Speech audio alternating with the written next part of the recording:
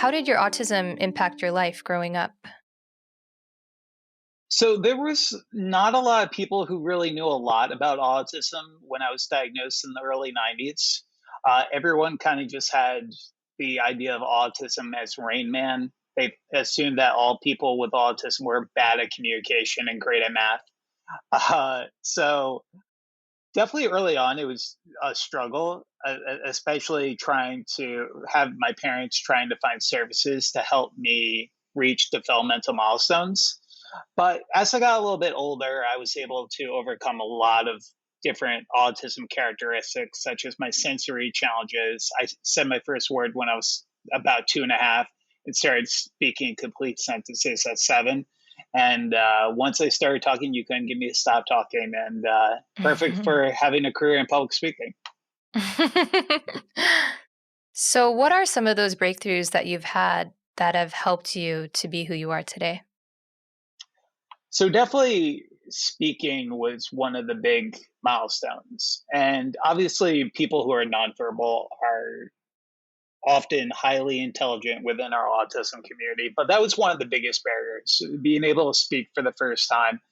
And then once my parents got that communication, they really started with a lot of speech therapy, a lot of occupational therapy for my ongoing sensory challenges, and then just helping me with some fine motor challenges as well, especially with balance.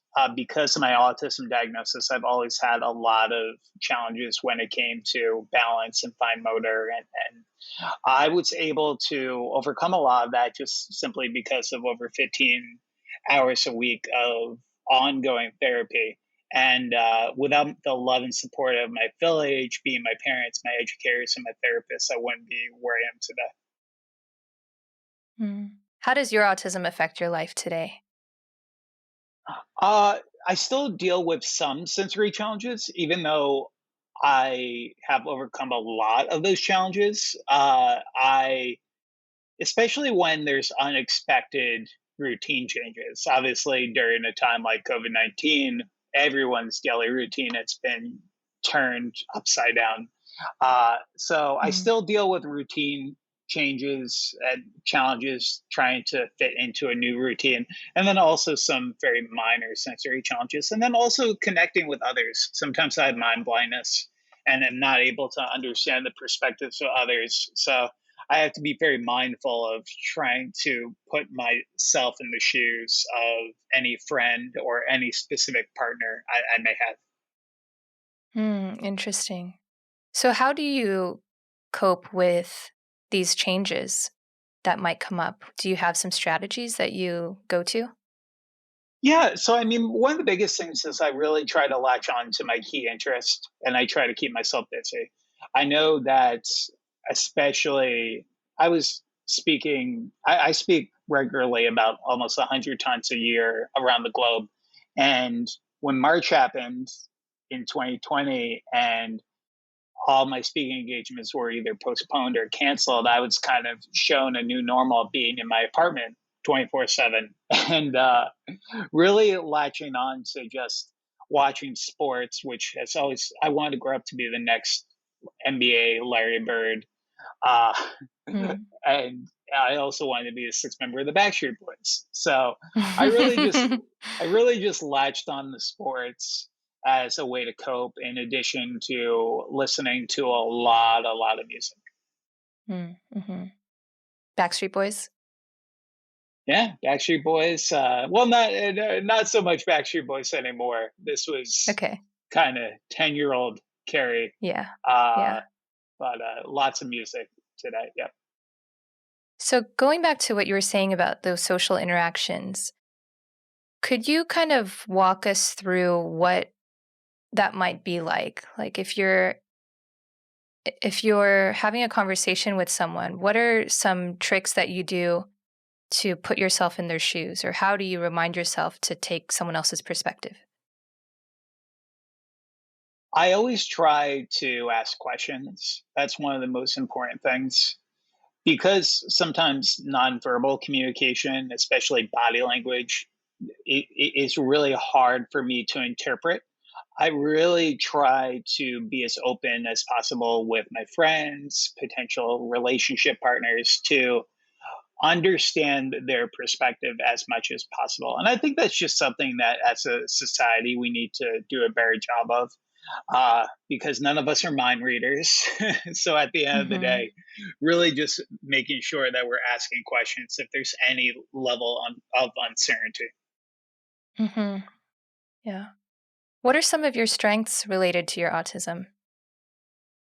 It's a great question. I really laser focus when it comes to key interest. Theater was something that helped me tremendously come out of my shell. I was always a shy kid growing up. And a lot of that was because of my limited communication. And I just fell in love with theater as a very young child, and it led to the career I have today. So, again, my strengths being my laser focus in my key interest. In addition to that, I definitely think I'm more empathetic and honest than most people I know. Not saying that there are people in my life who aren't honest, but with autism, I definitely feel like sometimes I say the truth and the whole truth and nothing but the truth, and sometimes it backfires. But I Mhm. definitely think I'm more honest than most people I know. Mhm. Well, that's refreshing for people, you know? I think some people maybe shy away from saying what's on their mind because they're afraid of offending or they don't want to be judged themselves. Yes, absolutely. And I mean, we have kind of our society sometimes, especially in 2021, there's such a toxicity sometimes in people when it comes to not showing them, not showing the world their own true self. And sometimes I think that is because of pop culture. And we see images on the TV and we're like, all right, this is how our life needs to be. And I think, especially in the autism community, some of the most authentic people I know are autistic. So, Hmm. Yeah. How did you go from a kid who's so into theater to becoming a public speaker? well, I definitely wanted to continue pursuing acting in college. I performed in over 20 plays throughout my high school experience. And then once I got to college, I realized that there was a lot of academic work that I needed to get done. So I really, really tried to latch on to public speaking as kind of a medium, if you will. I was at the point where I knew I couldn't be in the plays because it was committing a long list of hours each week, and I would have no time for my academics. And I decided once I started to become an autism advocate, the idea of being, instead of being on stage and being in front of a podium, was a very easy transition for myself. Being able to play different parts made me able to really work on my public speaking at the same time, which helped me get to the point where I am today. You've been watching Autism Knows No Borders. If you like this video, please give it a thumbs up and subscribe to our channel. Also, we'd love to hear from you, so let us know what you think in the comments section. Click here to watch this interview in its entirety. You can also find us on your favorite podcast app. Tune in each week for engaging conversations of how people across the globe are inspiring change and building community. Thanks for watching. Take care.